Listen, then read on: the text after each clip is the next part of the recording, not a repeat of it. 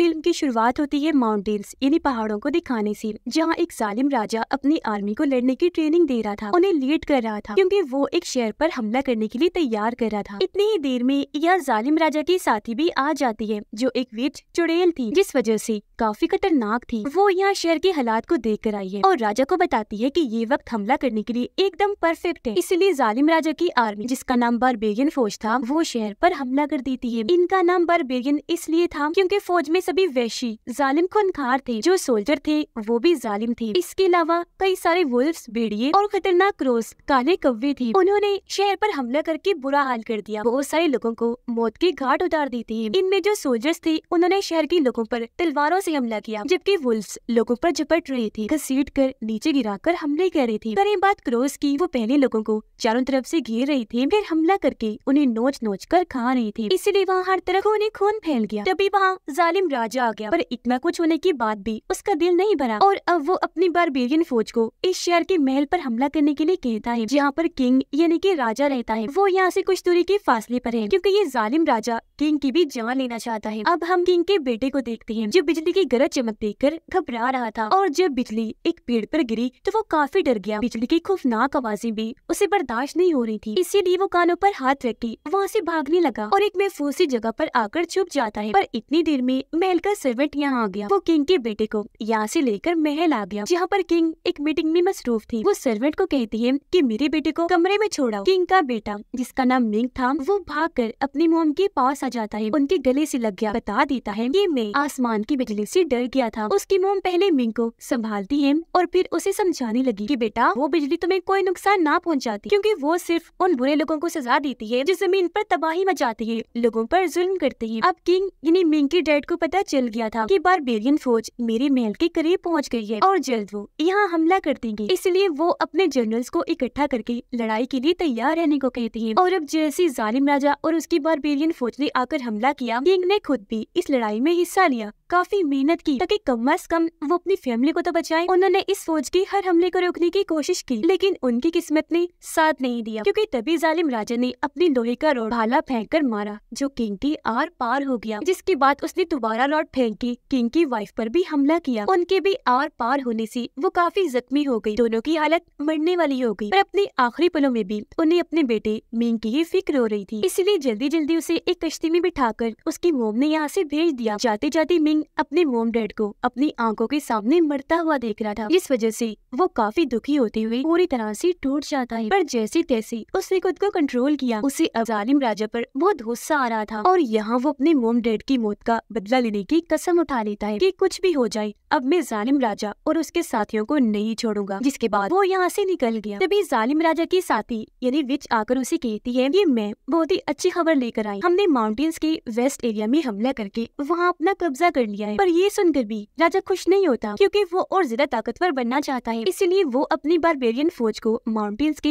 East area पर भी हमला करने के लिए तैयार होने को कहता है। पर उनका ये वाला टास्क आसान नहीं था, बल्कि यूँ कहें कि मौत को दावत देने वाली बात थी, क्योंकि विच उसे बताती है कि ईस्ट एरिया में हमला करना बेहद मुश्किल है। वजह ये है कि सालों से एक ब्लैक ड्रैगन ईस्ट एरिया की हिफाजत कर रहा है, जो बहुत ही बड़ा और खतरनाक है, और वो वहाँ की एक केव गार में है। जिस पर राजा कहता है कि कोई मसला नहीं, हम उस ड्रैगन से बचते हुए वहाँ हमला कर देंगे, जिसके लिए हम बहुत बड़ी टनल सुरंग बनाएंगे, जिसके रास्ते हम ईस्ट एरिया में जाकर वहाँ हमला कर देंगे। विच उसे कहती है कि ये भी कोई समझदारी का फैसला नहीं है, क्योंकि ऐसे तो हमें काफी टाइम लग जाएगा। पर राजा, जो अपने इरादों का पक्का था, कहता है कि जो भी है हमला करके वहाँ भी मैंने कब्जा करना है, और अगर हम सुरंग बना लेंगे तो मैं अपना प्लान बगैर ड्रैगन के खतरे से अंजाम दे पाऊंगा। और अब ऐसे ही करते करते 20 साल गुजर गए। उन माउंटेन्स के पास एक बहुत ही प्यारा छोटा सा गाँव दिखाया गया, जहाँ पर लोग बहुत अमन सुकून से रहते थे। यहाँ पर एक बूढ़ा आदमी बच्चों को ब्लैक ड्रैगन के बारे में बता रहा होता है कि उस ड्रैगन को काफी साल पहले एक गॉड देवता ने सील यानी कि कैद कर दिया था। यही नहीं, बल्कि वो गॉड पूरी दुनिया की हिफाजत भी किया करते थे। वो स्काई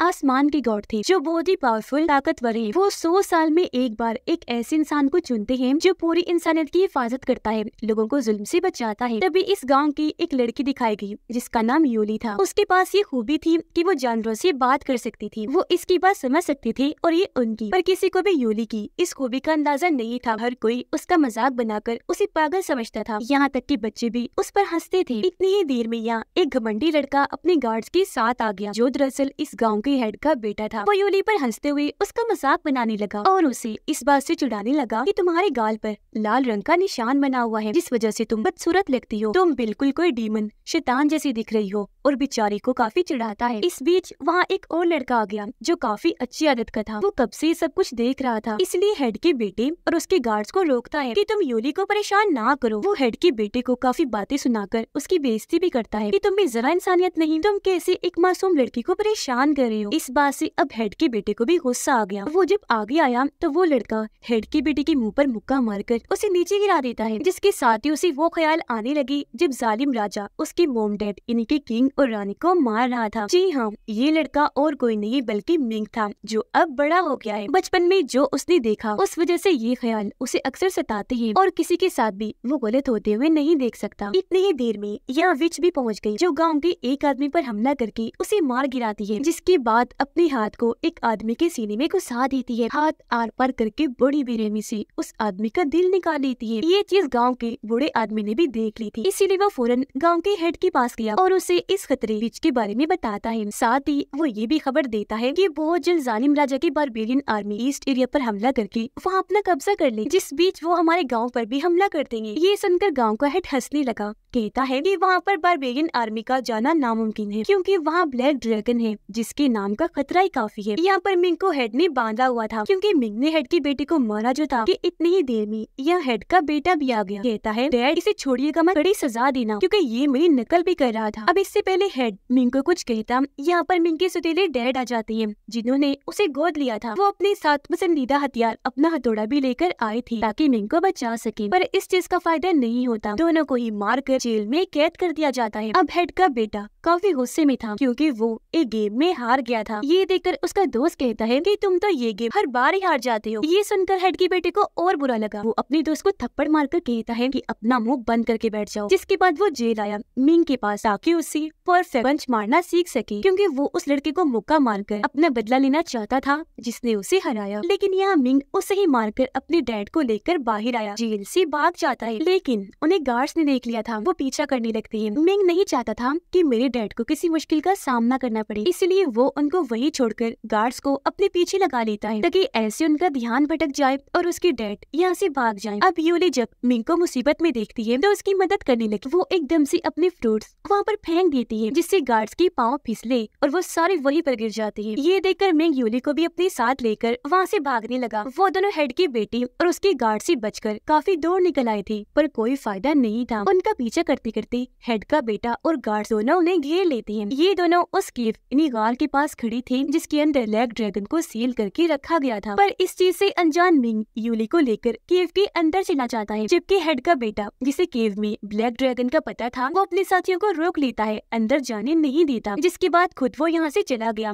ताकि इस बारे में अपने डैड को बता दे। अब उसका एक गार्ड भी ड्रैगन के बारे में जानता था, इसीलिए वो बाकी गार्ड्स को बताने लगता है कि स्काई गॉड ने 3 दिन तक इस ब्लैक ड्रैगन से लड़ाई की थी, पर क्योंकि वो काफी ताकतवर गॉड थे, इसलिए उन्होंने ड्रैगन पर अपना काबू पाकर उसे यहाँ सील कर दिया। केव के अंदर मिंग और यूली जब एक जगह पर पहुँचे तो यहाँ वो अपनी अपनी जिंदगी के बारे में बताने लगते हैं। यूली कहती है कि रोज रोज लोग मुझे तंग करते हैं, काफी परेशानी देते हैं, जिनसे मैं बहुत तंग आ चुकी हूँ। मैं ऐसी जिंदगी चाहती हूँ जहाँ पर सुकून हो, कोई टेंशन परेशानी ना हो और कोई तंग करने वाला भी ना हो। उसकी ये बातें सुनकर मिंग भी काफी हद तक उससे जुड़ रहा था, क्योंकि उसने भी छोटी सी उम्र में ही अपने प्यारों को खो दिया। इससे पहले वो कुछ कह पाता, ब्लैक ड्रैगन जो सच में काफी बड़ा और खतरनाक था, वो अपनी डरावनी सी आंखें खोलता है, जो यूली के बिल्कुल पीछे सो रहा था। वो अचानक ही उठ खड़ा हुआ और अब इनके सामने आ जाता है, जिसे देखकर पहले तो ये दोनों काफी डर जाते हैं, पर यूली जो कि जानवरों से बात कर सकती थी, वो अपनी बातों के जादू से ड्रैगन को कंट्रोल में कर ही लेती है। कहती है कि डरो मत, हम तुम्हें कोई नुकसान नहीं पहुंचाएंगे। या वो झूठ बोल देती है कि माउंटेन्स के आसपास के लोग भी तुम्हें कोई नुकसान नहीं पहुंचाएंगे कभी भी, क्योंकि वो तुम्हें कोई खतरा नहीं बल्कि अपना गॉड समझते हैं। अब ये सुनकर तो ब्लैक ड्रैगन काफी खुश हो जाता है। वो यूली को कहता है कि मैं तुम्हारे गाल पर बना लाल निशान ही कर देता हूँ। जो कहकर वो आगे आया, अपनी ताकत उसके लाल निशान पर लगाता है, जिससे अगले ही पल वो निशान गायब हो गया और उसका गाल अब बिल्कुल ठीक हो गया था। पर ड्रैगन फौरन कहता है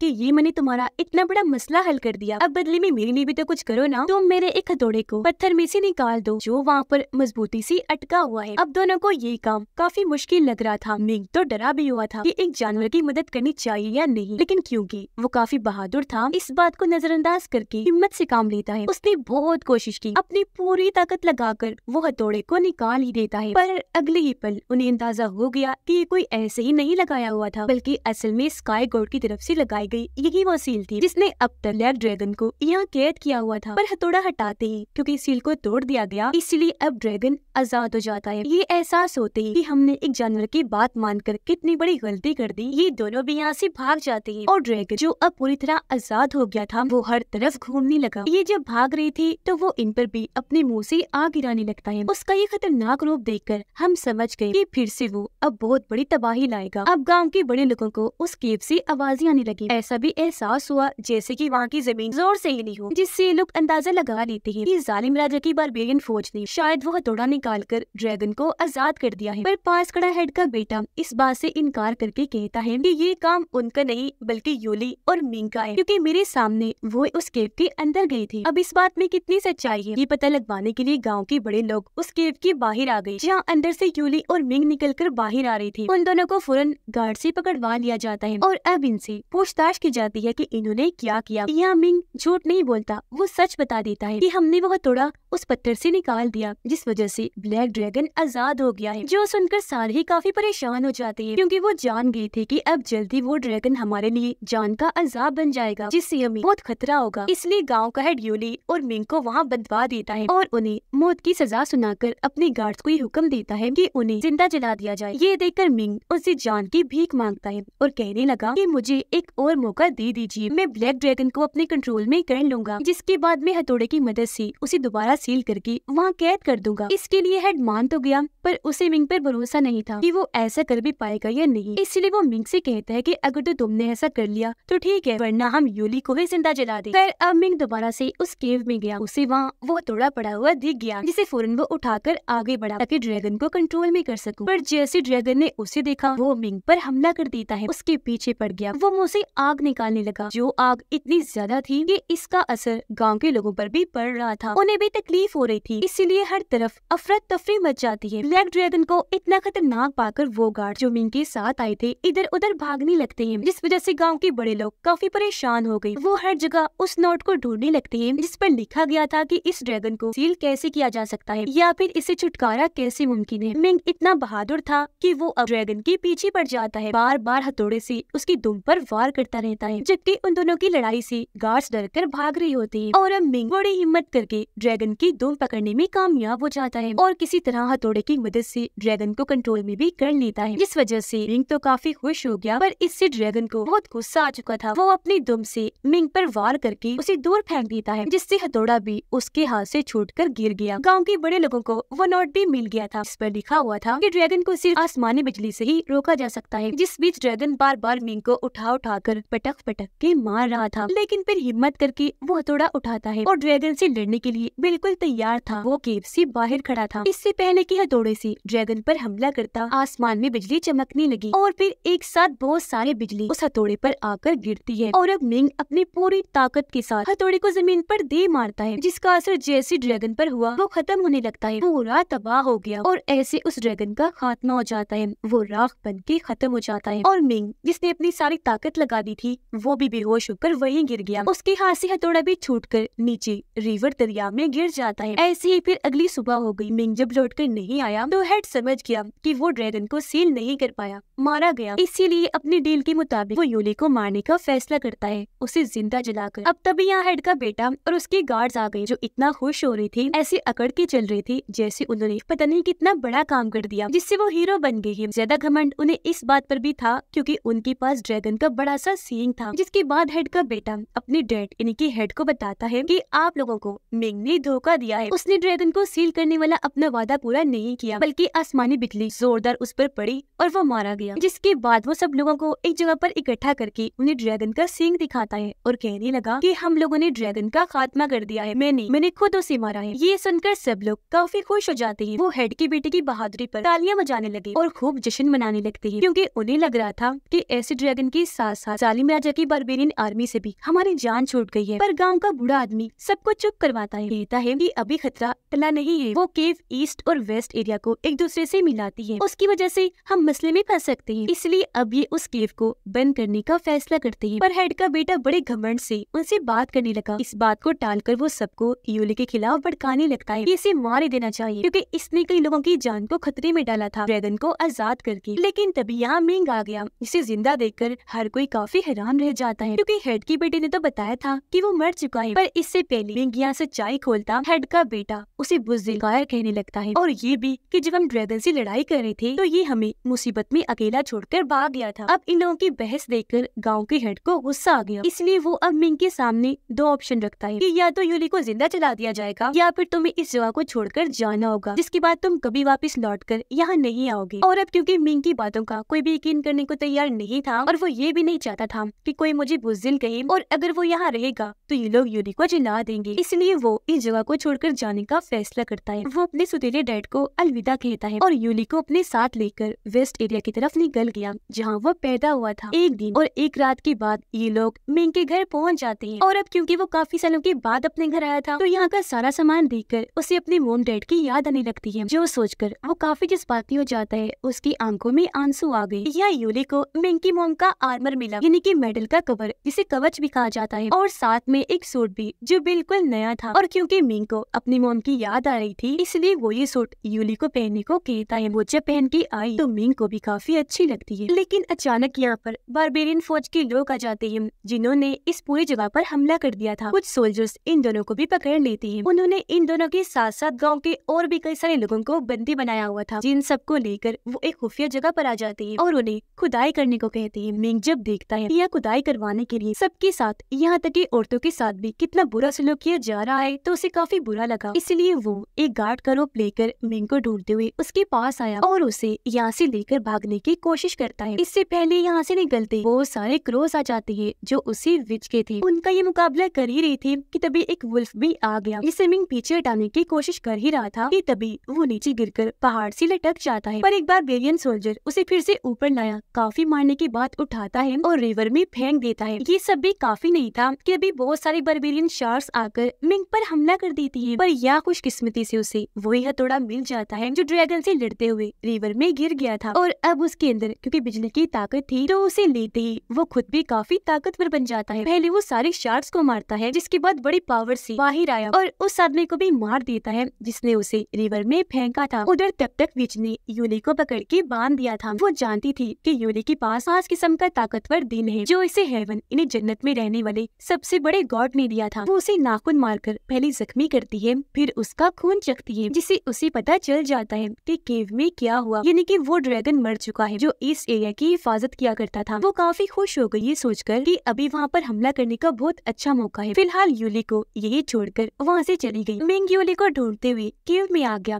पर वो उसे वहाँ नहीं मिलती, इसीलिए वो बाकी गार्ड से लड़कर बाकी लोगों को आजाद कर देता है जिन्हें यहाँ पर बंदी बना के रखा हुआ था। पर इस बीच व्हाइट रंग की वुल्फ आकर मिंग पर हमला कर देती है, उससे लड़ने लगी। वो बार बार उस पर वार करने के लिए आ रही थी जिसे मिंग को हथौड़े की मदद से दूर कर रहा था। काफी लड़ाई के बाद अब जैसे व्हाइट वुल्फ ने अपना खास हमला किया, पूरी ताकत से मिंग ने भी उस पर हथौड़े से हमला करके उसे अपने कंट्रोल में कर लिया। उधर गांव के लोग बारबेरियन फोर्स से लड़ने के लिए तैयार हो रहे थे। उन्होंने अपने अपने हथियार भी ले लिए थे और बहुत अच्छे से ट्रेनिंग भी कर ली थी। वो लड़ाई के लिए बिल्कुल तैयार खड़े थे। पर जैसे बारबेरियन फौज यहाँ आई, गाँव का हेड और उसका बेटा धोखा कर देती है। वो लड़ने की बजाय अपनी जान बचाने के लिए छुपने चले गई। बेचारे गाँव वालों को लड़ने के लिए अकेला ही छोड़ गई। लेकिन तभी यहाँ मिंग उसी व्हाइट वुल्फ पर बैठकर यहाँ आ जाता है। उसने अपने सुतीले डैड की जान बचा ली थी जो जख्मी थे और बारबेरियन आर्मी उन्हें मारने ही वाली थी। वो उन्हें लेकर अंदर चला गया जहाँ गाँव के बाकी लोग भी छुपे हुए थे, जबकि व्हाइट वुल्फ जो अब पूरी तरह मिंग के लिए वफादार बन गई थी, वो बारबेरियन के लोगों को अंदर जाने से रोक रही थी, उन पर हमला कर रही। अंदर मिंग के डैड जिनकी हालत काफी खराब थी, वो मिंग को देखकर काफी खुश हो रही थी, पर वो काफी दुखी हो जाता है क्योंकि तभी उसके डैड हाथों में ही दम तोड़ देते हैं। वो इस बात से टूट गया कि एक एक करके मैं अपने प्यारों को खो रहा हूँ। अब मिंग नहीं चाहता था कि बारबेरियन फौज इस गाँव को नुकसान पहुँचाए, वो यहाँ के लोगों को लूट कर उन पर जुल्म करे। इसलिए वो सब लोगों को इकट्ठा करके उन्हें हिम्मत देता है कि आप लोगों को कैसे भी करके ईस्ट एरिया की हिफाजत करनी है, जिसके लिए सबको एक होकर बारबेरियन फौज से लड़ना है। हमारी ये लड़ाई बहुत बड़ी होने वाली है जिसमें कैसे भी करके हमें उन्हें हराना है। और अब ये लोग जैसे बाहर आए, बारबेरियन फौज के साथ इनकी जोरदार लड़ाई होने लगी, जिस बीच यहाँ विच भी आ गई। मिंग जो काफी बहादुरी से लड़ रहा था, विच उसे कमजोर करना चाह रही और उसे पता था कि मिंग की कमजोरी क्या है, जो यूली थी। इसलिए विच मिंग की आंखों के सामने बड़ी बेरहमी से यूली का दिल निकाल लेती है, जिससे यूली काफी कमजोर हो गई और उसकी आंखों के सामने ही मरने लगती है। ये करके विच का दिल नहीं भरा था कि वो अपने क्रोध वाले रूप में आकर यूली को लेकर वहाँ से गायब हो गई और एक पहाड़ की चोटी पर ले आई और यूली को वहाँ से नीचे फेंक देती है। ये चीज मिंग ने भी महसूस कर ली थी, उससे बर्दाश्त नहीं हुआ, इसलिए वो भी यूली को बचाने के लिए नीचे को जाता है। अब अचानक पता नहीं कहाँ से उसके अंदर ताकत आ जाती है जो उसकी आर्मर को तोड़ देती है। उसके बहुत बड़े बड़े पंख निकल आए थे, जिनकी वजह से वो उड़ता हुआ नीचे आया और यूली को पकड़ लेता है। यहाँ पता चला कि वो दरअसल स्काई गॉड बन गया था, इसलिए तो उसके बड़े बड़े पंख निकल आए थे, जिस गॉड के बारे में गाँव वाले बात किया करते थे, यानी कि जिन्होंने ड्रैगन को सील किया था, जो सबकी हिफाजत किया करते थे, जो कि 100 साल में एक बार ही सामने आते थे, वो भी एक इंसान के रूप में जिसे गॉड खुद चुनते थे। यूली उसकी गोद में थी। ये दोनों अब नीचे आए, जहाँ यूली उसे कहती है कि मैं एक ऐसी जगह पर जाना चाहती हूँ जहाँ कोई दुख मुसीबत ना हो, बस सुकून और शांति हो। इतना कहती मिंग के हाथों में वो दम तोड़ देती है। ये देखकर मिंग काफी दुखी हुआ, टूट जाता है, क्योंकि दोनों एक दूसरे को प्यार करते थे। मिंग को बहुत गुस्सा आया, जिस वजह से उसके पंख भी जोर जोर से हिलने लगते हैं। ऐसा होते ही अचानक बारबेरियन फौज पर बिजली गिरने लगी, जिस वजह से एक एक करके सभी सोल्जर्स मारे जाते हैं। विच को मारने के लिए मिंग अपने हथौड़े का इस्तेमाल करता है। उसने जैसे हथौड़े को जोर से जमीन पर मारा, विच तड़पने लगा, उसका भी खात्मा हो गया, वो राख बन के उड़ जाती है। ये देखकर जालिम राजा को उस पर बहुत गुस्सा आया, इसलिए अब वो मिंग पर हमला करने के लिए आगे बढ़ता है। पर क्योंकि मिंग को उस पर पहले ही गुस्सा था और वो अपने मॉम डैड का बदला भी लेना चाहता था, इसीलिए वो उसे एक अलग ही दुनिया में ले आता है। मिंग वहाँ पर जालिम राजा से काफी देर तक लड़ाई करता रहता है और क्योंकि वो पहले से भी कई ज्यादा ताकतवर बन गया था, तो वो ही भारी पड़ रहा था, जिसके बाद वो राजा को वापस असली दुनिया में ले आया। हथौड़ा उसके सर पर मारता है, जिससे राजा बहुत जख्मी हो गया, उसकी भी मौत हो जाती है। यह आज जुल्म का खात्मा होने के साथ साथ उसका बदला भी पूरा हुआ और क्योंकि मिंग काफी दुखी था, इसलिए वो हथौड़े को छोड़कर वापस माउंटेन्स पर आ गया, जहाँ यूली की लाश थी। वो यूली की ख्वाहिश को पूरा करने के लिए स्काई गॉड के पंख से यूली की लाश को कवर कर देता है और यूली के साथ ही वही सील हो गया। जिसके बाद ऐसे कई साल गुजर गए, जहाँ दिखाया गया कि अब उन दोनों की जिस्म पत्थर के बन गए थे, लेकिन अचानक फिर से कोई ताकत उस पत्थर को तोड़ देती है, जिसके अंदर छोटा सा बच्चा था, जो इस बात की तरफ इशारा कर रहा था कि स्काई गॉड का दूसरा जन्म हुआ है, क्योंकि उस वक्त वो मिंग के अंदर थे और क्योंकि मिंग जिंदा ही सील हो गया था, तो हो सकता है कि वो फिर से मिंग के रूप में ही आए और पूरी दुनिया की हिफाजत करे और हमेशा की तरह पूरे माउंटेन्स की हिफाजत करे। और इसी के साथ ये फिल्म इधर ही खत्म हो जाती है।